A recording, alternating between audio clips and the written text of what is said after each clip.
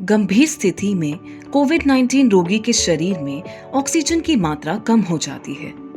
ऐसे में ऑक्सीजन स्तर की निगरानी करते रहना जरूरी है।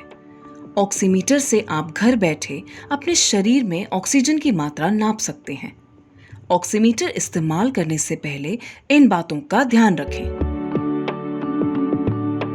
ऑक्सीमीटर के हर इस्तेमाल से पहले और बाद में आगेवान अपने हाथों को साबुन से धोएं या सैनिटाइजर से साफ करें।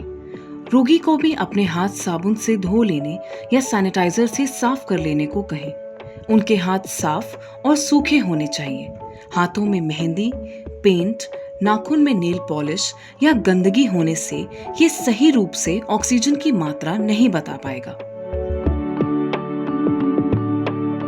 ऑक्सीमीटर का इस्तेमाल करने से पहले रोगी को कम से कम 5 मिनट के लिए आराम करने दें। यदि उनके हाथ ठंडे हों तो दोनों हाथों को रगड़कर उन्हें गर्म करें। उनके हाथ की पहली या दूसरी उंगली को यंत्र के मुंह में रखें। ध्यान रखें कि उंगली का नाखून ऊपर की ओर रहे और वो सही रूप से यंत्र के अंदर बैठ जाए।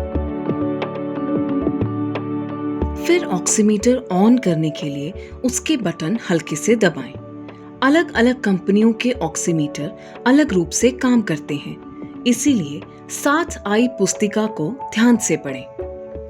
स्क्रीन पर आपको 2 मात्रा दिखेंगी। SpO2 शरीर में ऑक्सीजन की मात्रा बताता है और PrBPM धड़कन की गिनती।